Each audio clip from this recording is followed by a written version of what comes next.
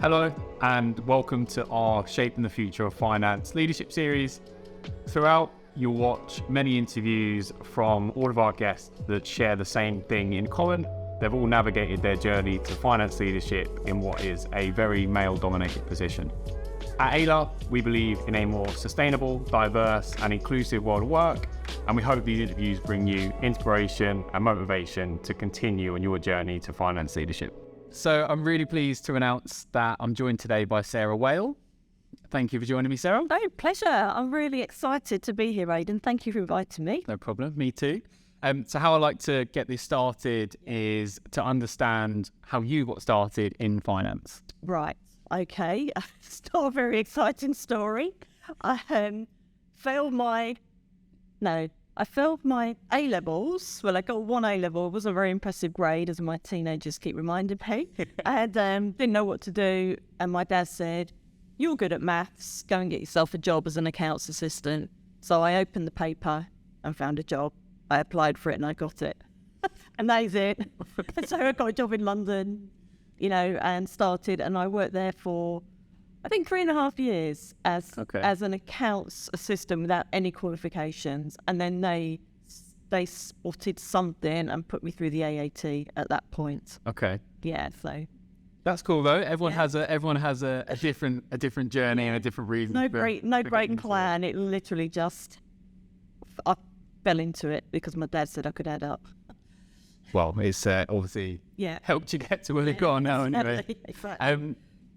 So talk me through your journey to date then. So you started as an accounts assistant for a few years. How has your career kind of panned out since then? It's been a very windy path. Okay. It started off having failed my A-levels, I knew I'd always underperformed. So I flew through my AAT and then I went to work for a large furniture retailer, which many people probably won't have heard of, which is MFI. And they sponsored me through ACCA, and I sailed that, like first-time passes, within 2 years. So within 4 years, I'd become fully qualified from AAT. So that was great. And then I went to work for Bupa as a kind of regional financial controller role out in hospitals. Did really well, really hard work, lots of driving. But I learnt a lot about business partnering. I was out in the field working with clinicians. Okay. So that's when I really got my first proper taste of working with non-finance people. Okay. And then I had children, and then it didn't work. So I just couldn't make it work. As in the Bupa role? As in working full time. Fine. As in working full time. Simon, my husband, was working full time, and he's an accountant, and it was just too hard. It was just too hard. I was very career driven, had a mortgage, had overheads like everyone else. But I could see very quickly, I did go back for a year after having my first child, Freddie, but it was just too hard back then. There was no flexible working. There was no hybrid working. It was in London or driving to Southampton, like a 3-hour drive coming back. So then I set my own business up, football coaching little children. I wasn't doing the coaching, I was running the program, and it was really successful. So we did that for about 6 years, and that was a really good transition while the kids were young. But then that then became a bit of a problem because it got really big, right, and I couldn't actually cope with the volume of the children at the weekends and then looking after my own children at the weekends. So we then flipped it. So I went back into finance, and I did contracting, and that was again I learned a lot in contracting for some really interesting organisations, mainly at financial controller, finance director level. And there were quite challenging times, actually. There were quite challenging times. When a business needs a contractor, there's normally a reason for it. Unless it's just a straight mat leave cover, there's normally something not quite working. That's why they need you, or they're just going through a big period of growth.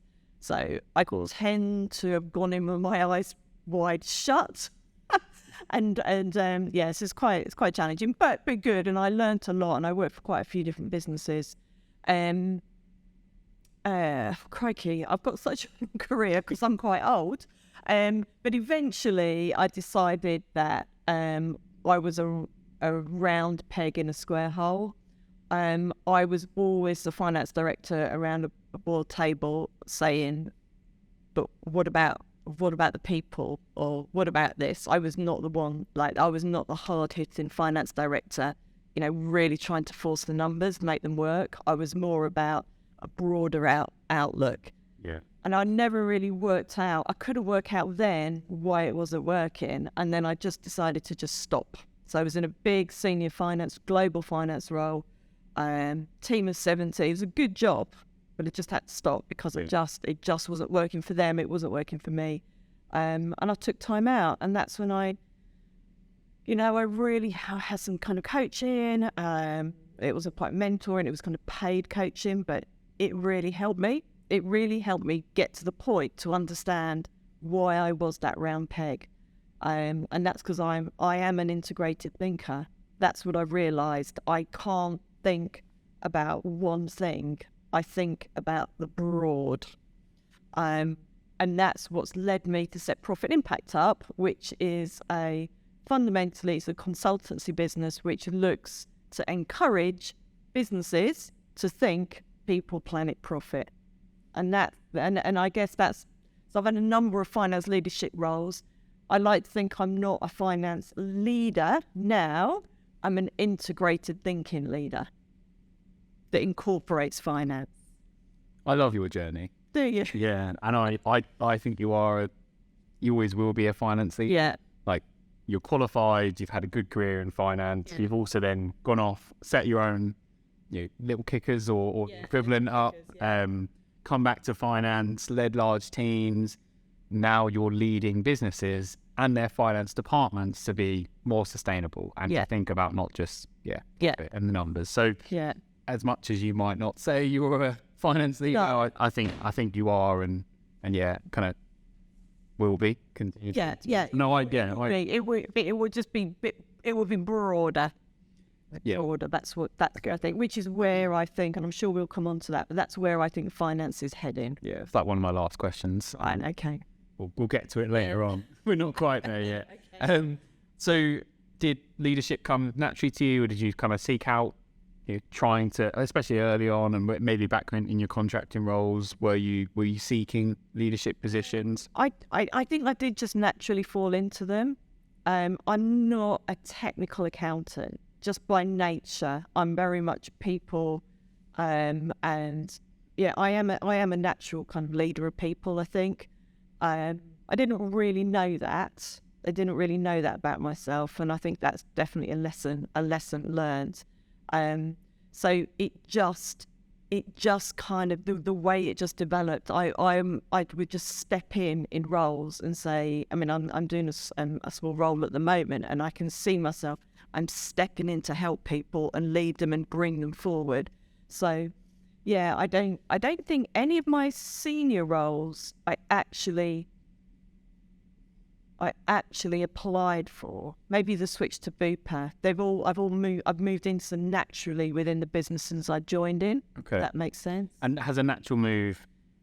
I mean, have you sought out those natural moves? Would there be any advice that you would give? And I'm kind of skipping ahead here, but would there be advice you would give for it to happen naturally? Or do you just feel like people look to you and said, right, Sarah, you're ready for a promotion, let's promote you? I think the biggest thing people should do is, and I wish I'd done it earlier, is really, really, really understand yourself. What you are good at and what you're not good at and what you're interested in. Because we can't all be good at everything. Cool. We can't. You could be the most brilliant leader of people, but give them a balance sheet, no chance. So they're not going to be able to do it.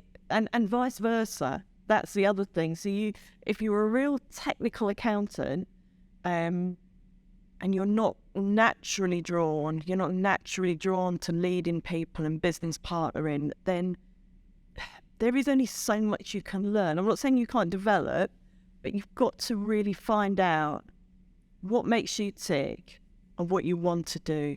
And then that will help you map out. I mean, having said that, as I contradict myself, I've never really planned my career. So it's kind of happened. And we've all seen recently that you can't really plan too much ahead anymore. You don't really know what's around the corner. But I would, if I was going to invest in anything, if I rewound 20 years, I would invest in me and really understanding me and what is it that makes me tick and that I want to do. Okay. I feel like what you're saying as well is that you can be a leader, but you can be a leader of people, or you can be a leader of a task or a project. Like if you're the best in the room when it comes, or the best in the company when it comes to technical accounting and your statutory and your controls or whatever it might be, you can still become a leader. It might not just be a leader of people, which is what we've always historically thought of as a leader, right? Yeah, exactly. And you know, it doesn't mean you can't lead a team if you're not like a natural leader of people. You can definitely still lead a team, but you do have to be very aware that that's your blind spot. Yeah. And so you want somebody else in your team or your direct manager having those skills, and they can support you and make sure your team don't lose out. Okay. Yeah. So a question around like navigating your journey to leadership. It's kind of happened naturally, and you've had some really interesting moves throughout your career. And as I say, I love your journey because it's kind of been in finance, progressed, come out of finance, gone into it. Now you've set up a successful business on your own. But how have you navigated all of that in what is, and I'm specifically talking about finance leadership, it's heavily male dominated. How do you feel you've navigated that, and what's the journey been like for you? It's been interesting.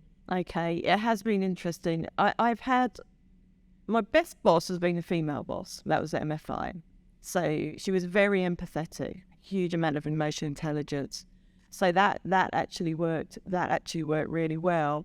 My least favourite bosses have been men, actually, and because they don't have generally, my bosses have not had the empathy. And that's been quite tricky. That has been tricky. And what I have regularly found that I'm the empathetic one in a room. So I am empathizing with everyone around the table. It's not necessarily empathizing with me. So it's tricky. Again, I would say that I should have invested more in my development when I was younger to say, right, how can I retain my natural empathy, but also defend myself and my team? Because that's the other thing. Because I was not able to do that, my team suffered. Because I was a little bit of a pleaser. Right. Because I could see they were struggling. So, oh, don't worry, we will help you. We'll help you. So we did that quite a lot. And I think I was taken a little bit of advantage of. There is something else I did do, though. To my credit, the past two roles I had, I was underpaid compared to the previous person that was a man, both times. Okay. Because in finance, unfortunately, you do get privy to salaries, which, you know, ethically, responsibly, you should never, ever use that, okay? But it's very difficult when you see that you're coming in as a low salary than, you know, someone else. And each time it's been a man. So I have been very firm and, you know, put my foot down and said, no, you know, if you do not want to pay me this salary, you need to explain to me what I need to do to get to that level. Yeah. And let's put a development plan in place for me. So I have got firmer as I've got older. Good. But it does happen. The gender pay gap is a very real thing. So GapWeb have actually just released their latest salary survey report, which I've downloaded. It's on my laptop and I haven't got past like the first page. Right. But already like the stats and the numbers are, interesting, let's say, as they always are. So yeah, I'm going to look at that at some point this week, and you'll probably see a post on LinkedIn about it. Be watching. Yeah, it's really interesting. They always do a good salary survey report because GapWeb is a senior finance job board, so is always CFO, FD, FC, Yeah. senior technical roles, and that sort of stuff, which I've gone through with you before. Yeah. So we'll see what that says for this year. Yeah, that's it. It's really 1 minute. So moving on to challenges. Yeah. What are some of the biggest challenges you faced on your journey to leadership, I guess? I think the biggest challenge I've faced is ethics. Okay. Definitely ethics. I am very straight and very honest, and that is not always so easy within finance. That sounds a bit strange thing to say, but within finance there's lots of pressure to present numbers in a way people want to see them. Yeah. And if you are the kind of person that is quite factual and direct and A plus B equals C, that is a problem. And that's fundamentally actually why I set my business up in the end, Profit Impact, because I think I did 3 or 4 roles on the trot. That was a challenge. The numbers, somebody had acquired a business and was integrating it in, acquired a business based on financials that they'd seen, and the due diligence hadn't been there. But the knock-on effect of that is really quite significant if you don't accept the reality of the numbers. And that I think without doubt that's been my biggest challenge. What advice would you give to people that will be in a similar position like that, that does struggle with the actual numbers and what maybe the investors want to see? Yeah, I mean, there is no easy answer. I mean, you are bound by your professional qualification to be ethical and responsible. And I think the best you can do is lay out the facts. Yeah, you know, I mean, so I've moved on from a number of jobs. You can't keep moving on. That's the thing. You can't keep moving on because it is so kind of inherent within business that that's the way we work. Yeah. But you need to be, I think, you present the facts. You say, right, this is what it's looking like in reality. If it needs to look like this is what we need to do. Are you in agreement? And to be clear on that, is it more like over-egging forecasts in terms of like where they think the business mainly be able to get? Mainly. And I tell you where it is a big bun fight always is in sales. Yeah, I can understand. Sales targets. It's almost like it's gamesmanship. Yeah, and that actually is when it becomes a very male. It does become very male. Most salespeople are male, and they're natural extroverts that are in that role. So then they're very, very naturally optimistic. And I get it. I do get it. And you need those kind of people in sales roles. But optimism and realism are two different things. Yeah. And you're making financial decisions partly based on what the salesperson is telling you. Yeah. So you go. That's interesting because I was actually saying it to a colleague of mine this week, in that we have a business plan. Yeah. And I had to write one when I started ADA, just to like give myself some clarity, like where do I actually want this to go and get to.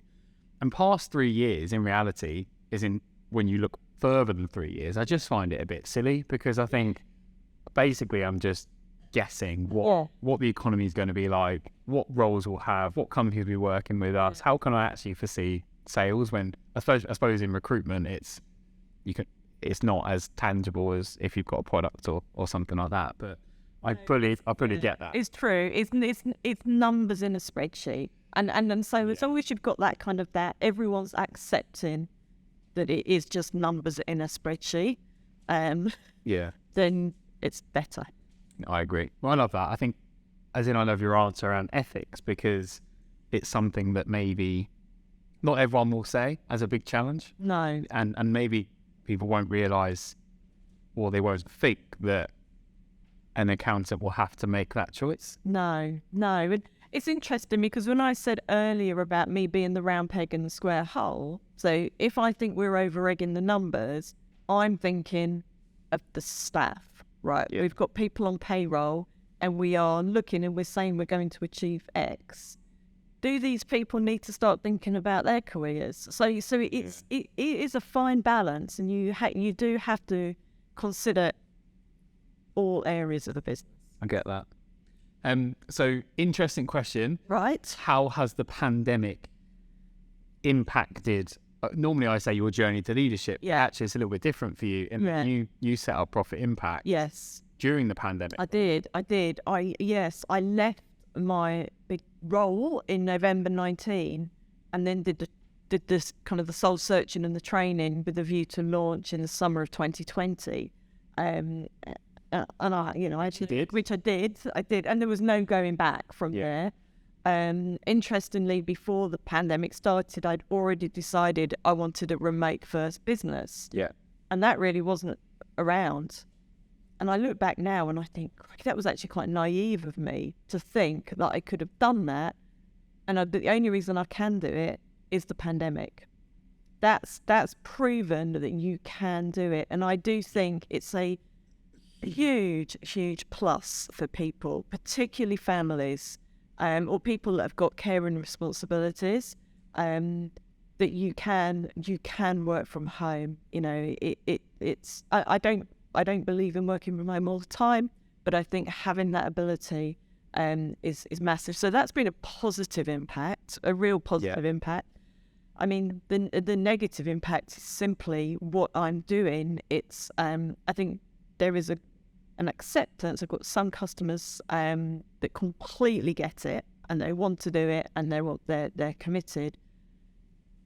Because it's not mandatory, and there's other financial pressures that right now is not getting to the top of the priority list. So I think the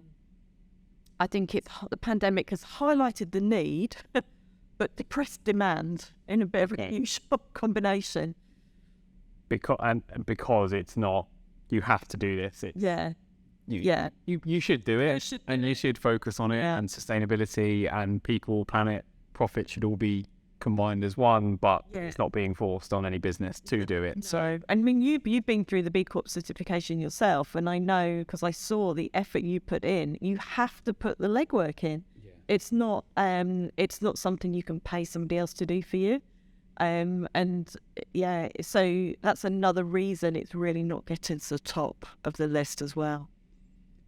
I think it's early, and I really think that it will be the top of most. I think FD's agenda, when you think about the future of business and finance, sustainability is certainly up there. Yeah. And I think it's growing in terms of, or it's stepping up the chart in terms of priority as well, I think. Yeah, I've had a couple of conversations this week with people in FTSE 100, FTSE 250 companies. And in terms of what's coming down to the SME space, which is where my business operates, they've both said to me separately, it's tipping point. It is just about to go. There's lots of planning happening within large businesses. And then as soon as that happens, I might be a bit busy. Oh, well, absolutely. You're not going to wish for when you're not busy, right? No, so, exactly. I love that. No. Fingers crossed. Yeah. So you mentioned coaching. I'm going to ask about mentors. Yeah.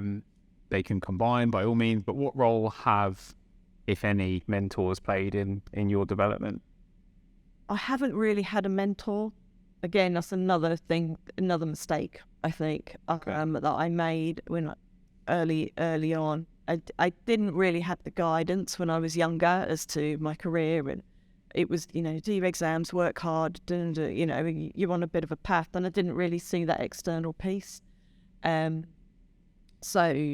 But I've had some good guidance. So whilst they're not being called mentors, I've had either good bosses or just people I know, so friends or, maybe recruitment consultants that might sort of say, you might want to think about this.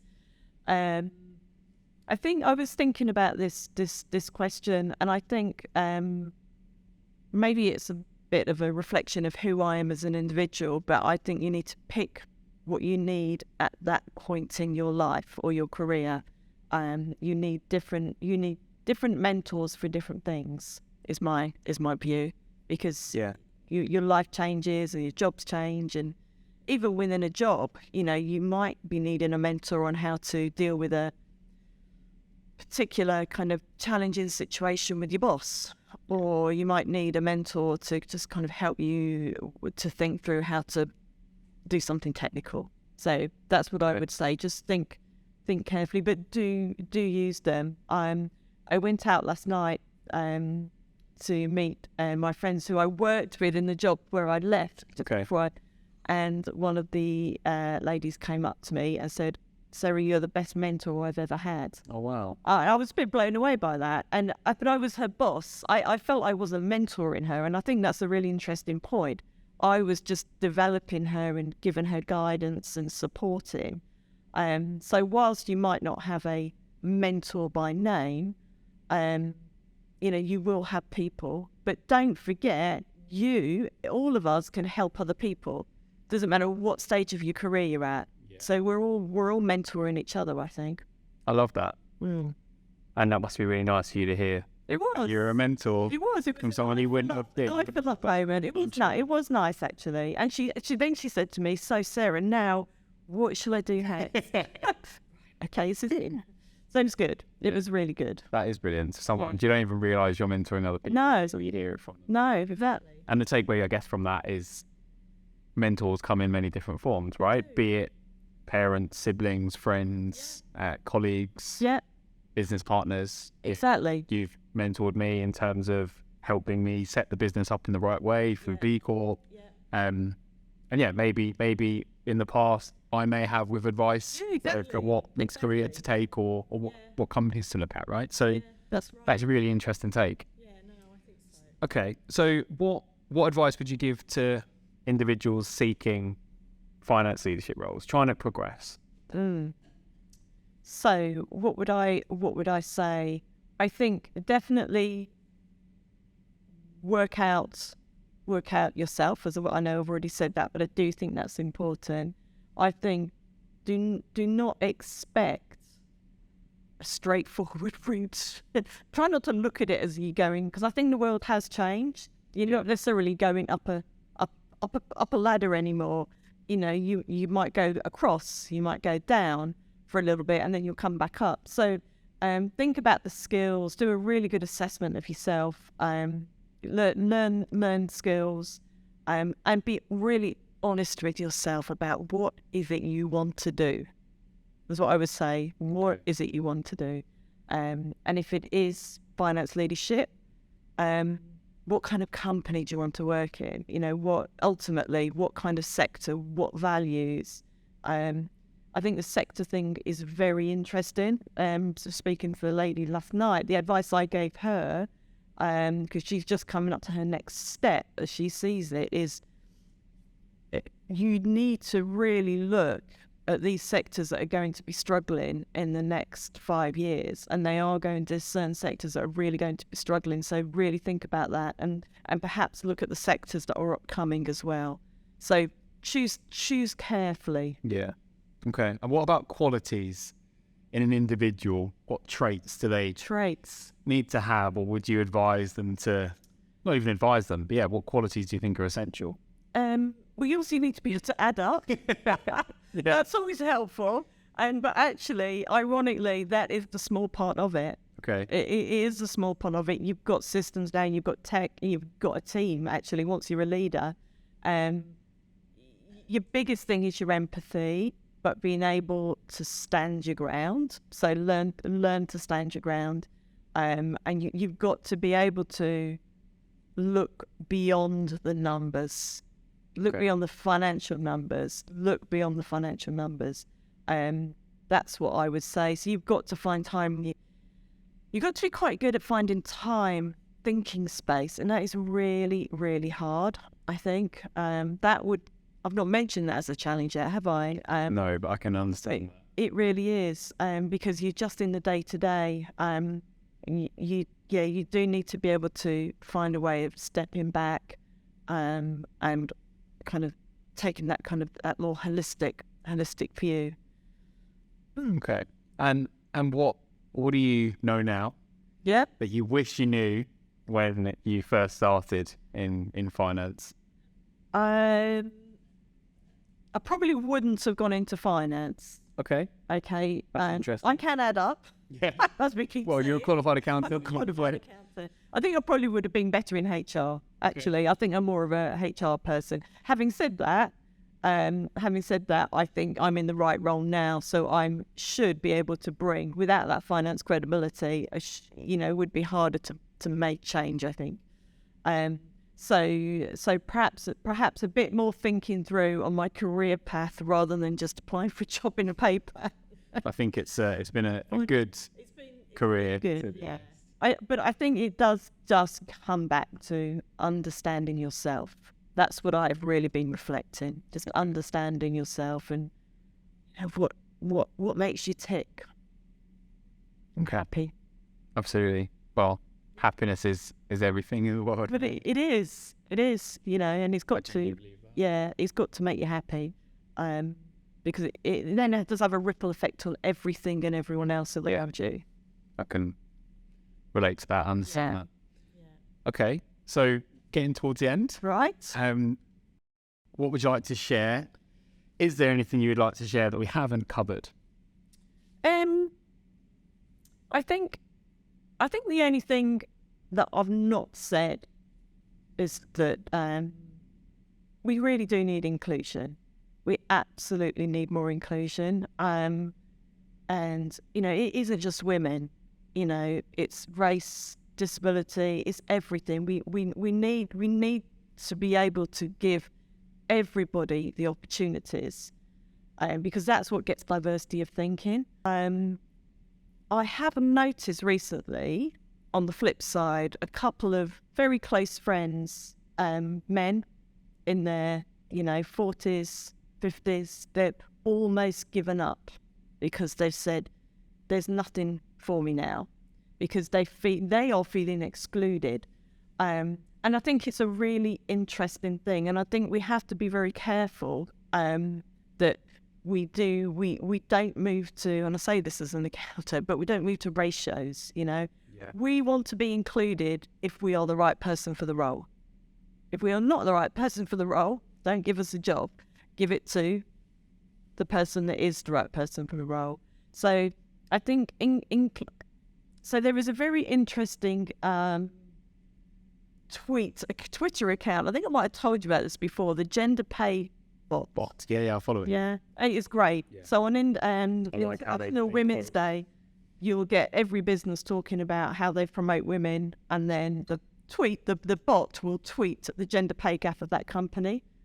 It's almost certainly always it's really lower than it's quite embarrassing because in the business, and they just out them, right? Yeah, and they normally end up deleting their original tweet, the company that's done it.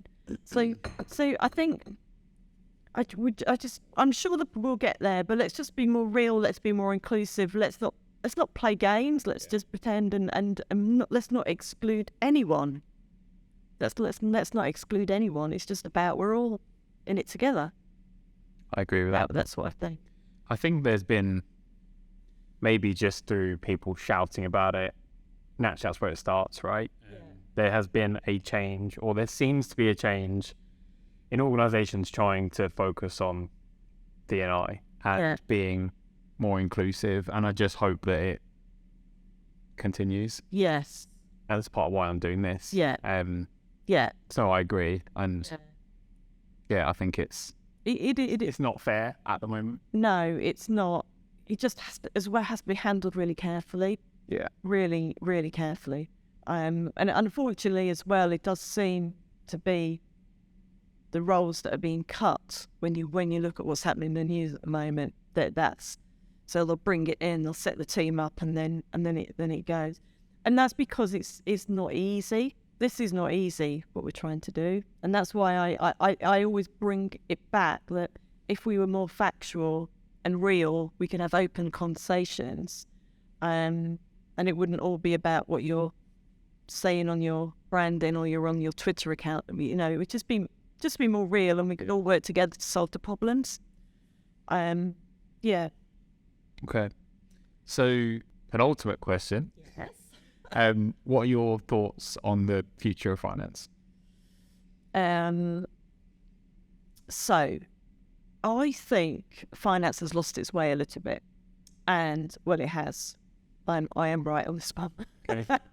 So technology and marketing has got the upper hand, and I don't like using that phrase, but it does, and that is a real problem.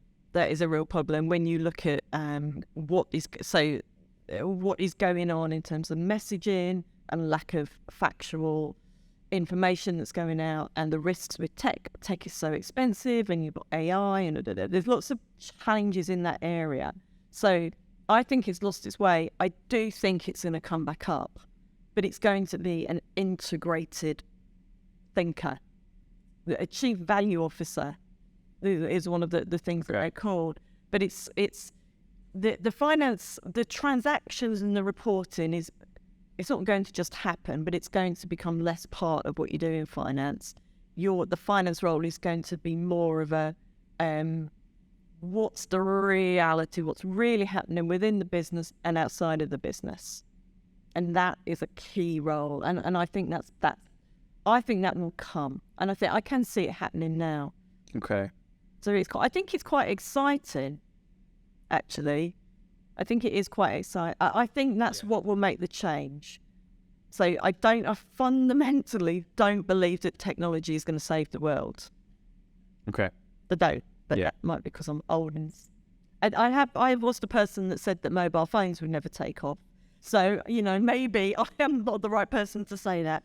But I fundamentally... Cut that. It's true. It's true. No, but I fundamentally feel that there's too much money going into technology at the moment, and we need to invest in people. Okay. And once we get that, then we will be in a better place. And I think finance will lead that. But maybe it won't be called finance. Maybe it's called value. Yeah, technology is certainly taking over the world at the moment, right? AI and ChatGPT, and it's scary. So I think having a focus on people is... It's unregulated. That's the problem. It's unregulated, and unfortunately, we do just believe things. So if a Nike or whoever might put a advert out about what they're doing about sustainability, and I'm not saying they're not doing it, by the way, but we would just believe it because it's all written very nicely and presented in quite an exciting way. Yeah. And so, but we've very much got that culture that we believe what we are being told, and the facts aren't there. Yeah. Okay. Which I don't think anyone can argue with. No. I'm factually correct. What you said, you believe what you read. You do. I mean, we all do, don't we? Yeah. We all do. It's easy to do that. And to dig deeper, right? Yeah. Okay. So, any final words of wisdom for those watching and listening? No, I don't think so. I think I've probably covered everything. From I guess just follow your instincts, and I do think we are all capable of doing what we want to do. It's finding that what and what is it what is it and what is it we want to do, and then you can make it happen. Follow your instincts. Maybe that's the strap. That's it. Yeah. Follow your instincts. I love that. Yeah. Well, thank you for joining me, Sarah. Pleasure. I really appreciate it. No, it's a pleasure.